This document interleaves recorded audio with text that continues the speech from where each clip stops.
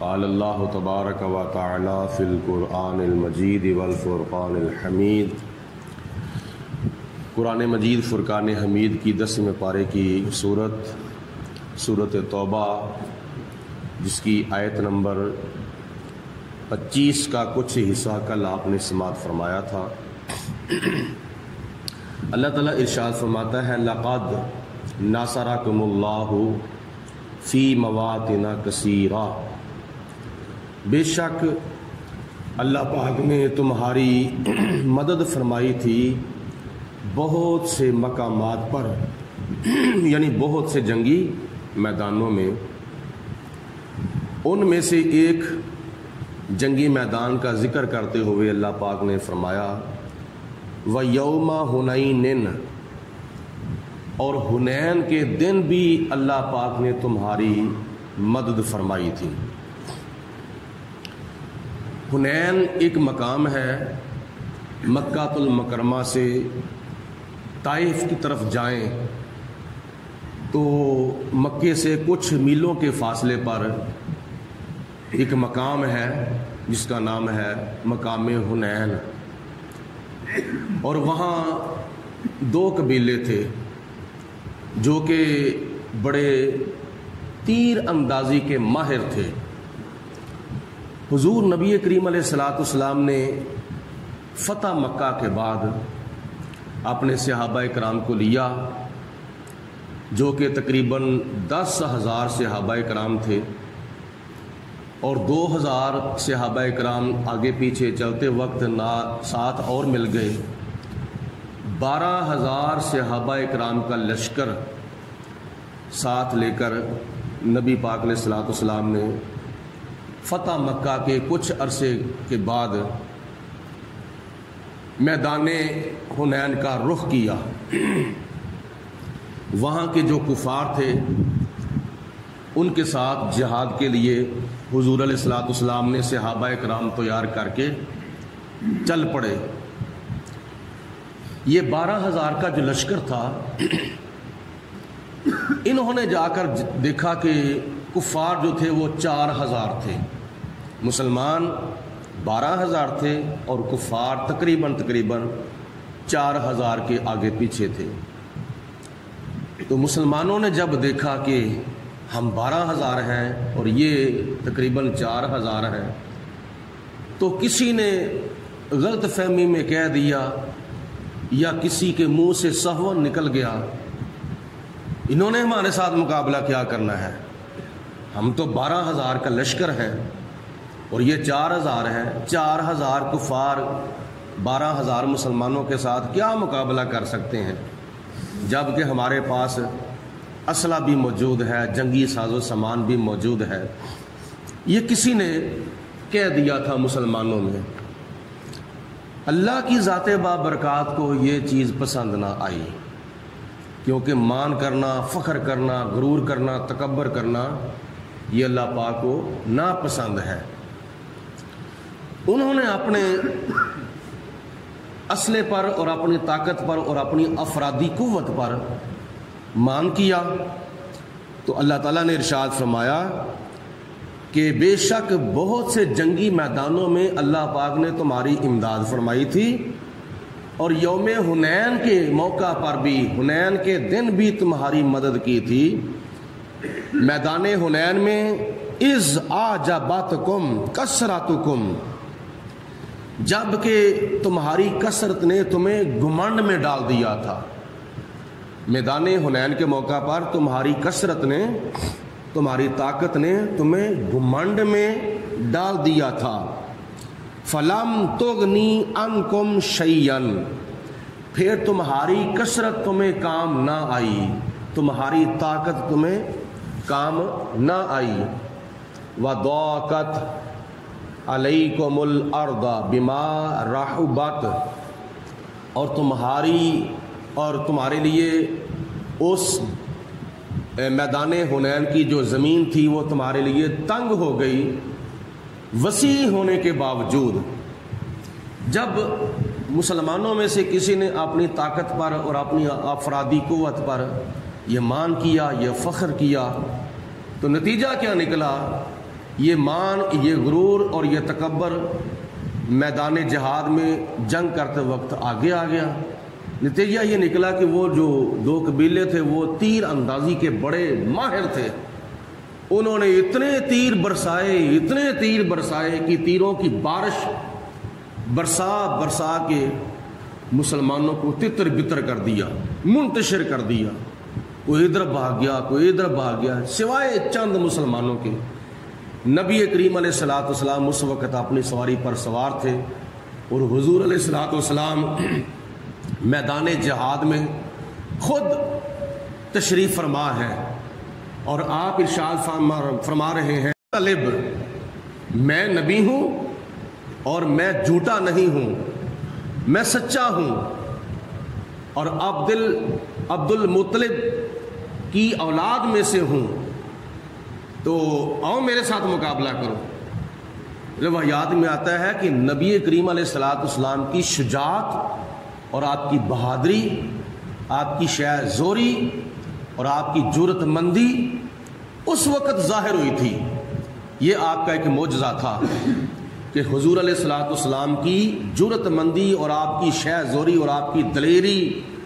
اور آپ کی بہادری اور آپ کی شجاعت جب ظاہر ہوئی تو وہ کافر جو تھے وہ تتر بتر ہو گئے۔ حضور علیہ الصلوۃ والسلام نے پھر بلند مقام پر کھڑے ہو کر ارشاد فرمایا، انصار یا معاشر الانصار یا معاشر المہاجرین، اے مہاجرین اور اے انصار، میں ادھر کھڑا ہوں، ادھر آؤ، کہاں گئے ہو؟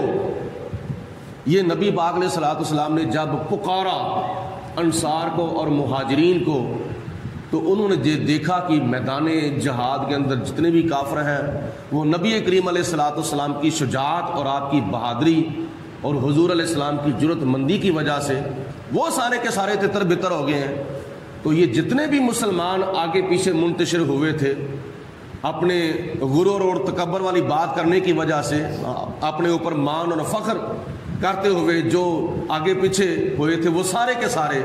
نبی کریم علیہ الصلوۃ والسلام کے سامنے حاضر ہو گئے۔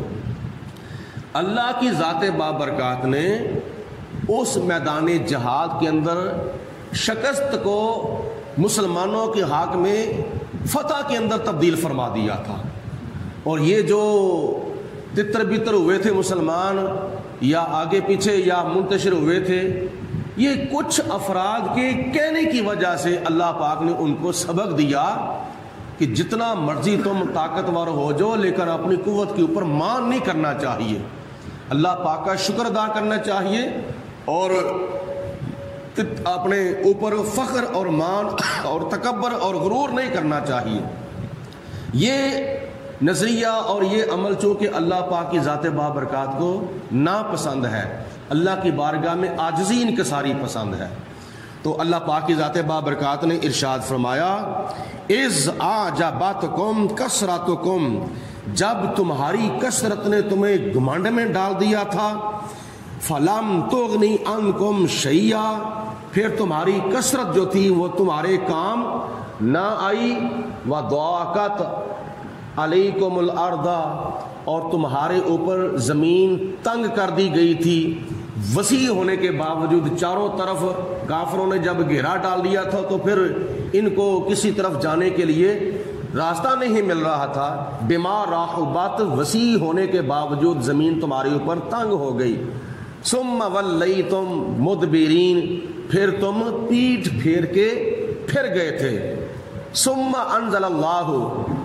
سکینتہ علی رسولہ، پھر اللہ پاک کی ذات بابرکات نے سکون نازل کیا، تسلی نازل کی، فتح اور کامیابی کی شکل میں اللہ پاک کی ذات بابرکات نے تسلی نازل کی علی رسولہ، نبی کریم صلی اللہ علیہ وسلم پر،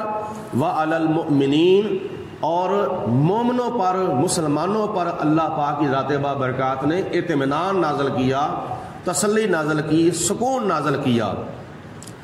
وَأَنزَلَ جُنُودًا لَمْ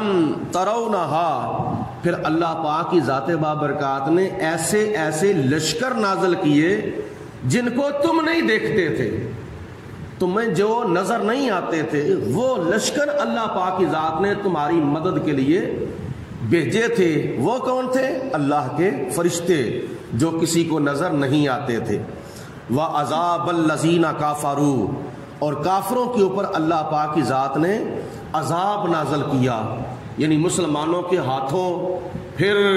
میدان حنین کے اندر کافر قتل بھی ہوئے تھے، گرفتار بھی ہوئے تھے۔ وَذَلِكَ جَزَاءُ الْكَافِرِينَ،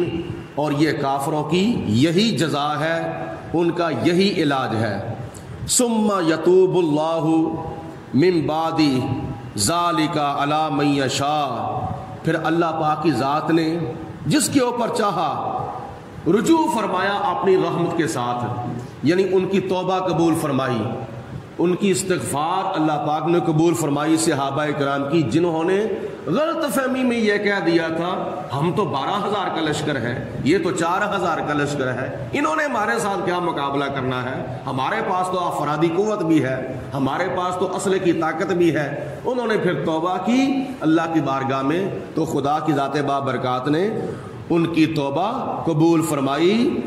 من بعد ذالک علی من یشاء، اللہ پاک جس کی چاہتا ہے خدا تعالیٰ اس کی توبہ قبول فرماتا ہے۔ واللہ غفور الرحیم، اور اللہ تعالیٰ بخشنے والا بھی ہے اور بڑا مہربان بھی ہے۔ صحابہ اکرام میں سے کسی سے یہ غلطی ہو گئی، لیکن غلطی کا احساس ہونے کے بعد پھر انہوں نے توبہ کی، اللہ کی بارگاہ میں استغفار کی، تو اللہ پاک نے اعلان فرما دیا کہ میں نے ان کو معاف کر دیا ہے۔ آج 1400 سال کے بعد اس طرح کی آیتیں پڑھ کے یا اس طرح کی باتوں کی آڑ لے کر اگر کوئی صحابہ کرام کے اوپر تنقید کرتا ہے کہ دیکھو فلاں جگہ پہ صحابہ نے غلطی کی، فلاں جگہ پہ صحابہ نے غلطی کی، فلاں جگہ پہ صحابہ نے غلطی کی، تو کیا تمہیں ان کی غلطی یاد ہے؟ تو آگے جو خدا نے فرمایا ہے ثم یتوب اللہ من بعد ذالک علی من یشاء، تو کیا اللہ پاک کی ذات بابرکات کی بارگاہ میں ان کا توبہ کرنا اور اللہ پاک کا ان کی توبہ قبول فرمانا یہ تمہیں نظر نہیں آ رہا؟ جب خدا کی ذات نے ان کی توبہ قبول کر لی ہے تو جس کی توبہ قبول ہو جائے وہ جہنم میں نہیں جاتا بلکہ وہ اللہ تعالیٰ کے فضل سے جنت میں جاتا ہے۔ تو صحابہ کرام تو اس وقت جنت میں ہیں، تو تم دنیا میں رہ کر صحابہ کرام کے اوپر تنقید کر رہے ہو، اللہ پاک نے ان کو جنت میں داخل فرمایا ہوا ہے۔ تو جب خدا ان کو معاف فرمانے والا ہے تو ہم اور تم کون ہیں ان کی یہ غلطی کی آڑ لے کر ان کے اوپر کیا نام ہے طرح طرح کی باتیں کرنے والے؟ صحابہ کرام کا ادب اور صحابہ کرام کا احترام کرنا ہمارے اوپر واجب ہے، کیونکہ جس چیز کی نسبت نبی پاک علیہ السلام کی طرف ہو جائے وہ چیز ہمارے لیے قابل احترام ہے، ہمارے لیے قابل ادب ہے، تو ان کا ادب کرنا، ان کا احترام کرنا ہمارے اوپر واجب ہے۔ ان کا مقام کیا ہے؟ دنیا کے تمام ولی، غوث، قطب، ابدال مل جائیں تو صحابہ کرام میں سے کسی صحابی کے پاؤں کی جوتوں کی خاک کے برابر بھی نہیں ہو سکتے۔ اللہ پاک نے صحابہ کرام کو مقام عطا فرمایا ہے۔ اللہ تعالیٰ ارشاد فرماتا ہے یا ایھا الذین آمنو، اے ایمان والو،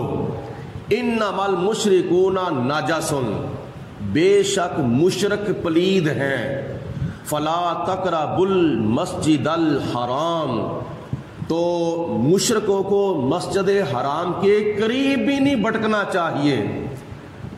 سن 9 ہجری کے حج کے بعد اللہ پاک کی ذات بابرکات نے مشرکوں کا مسجد حرام کے اندر داخل ہونا منع فرما دیا، اور یہ قیامت تک کے لیے منع ہے، کیونکہ جب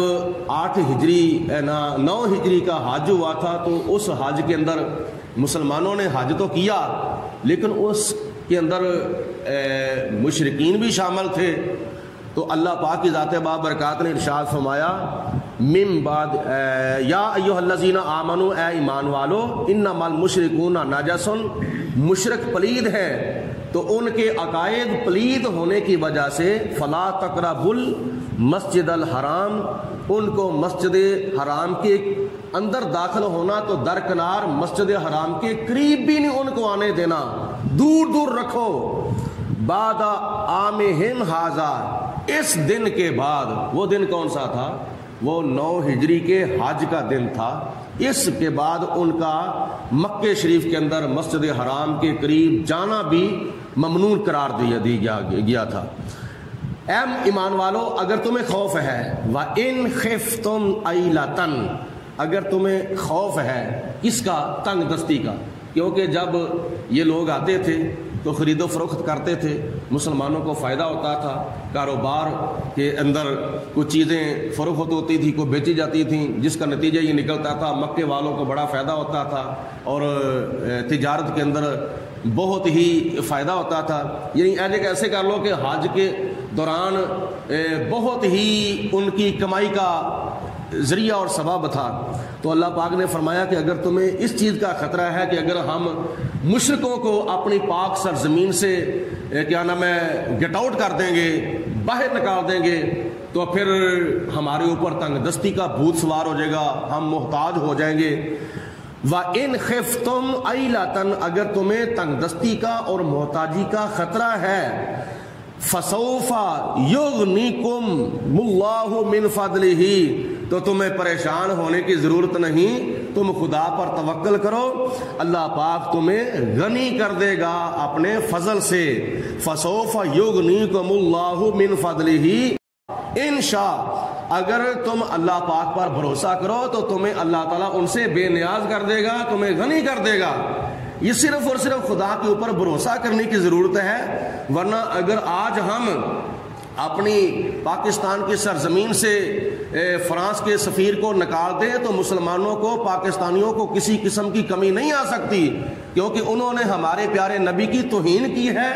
جس کا بدلہ لینا ہمارے مسلمانوں، تمام مسلمانوں کے اوپر، بالخصوص پاکستانیوں کے اوپر واجب ہے۔ اگر اس کے سفیر کو ہم نکال دیں گے تو کوئی قیامت نہیں آنے لگی۔ خدا تعالیٰ فرما رہا ہے فَسَوْفَ يُغْنِيكُمُ اللَّهُ مِنْ فَضْلِهِ إِنْ شَاءَ، اللہ پاک تمہیں غنی فرما دے گا، خدا تعالیٰ تمہیں کسی کا محتاج نہیں کرے گا۔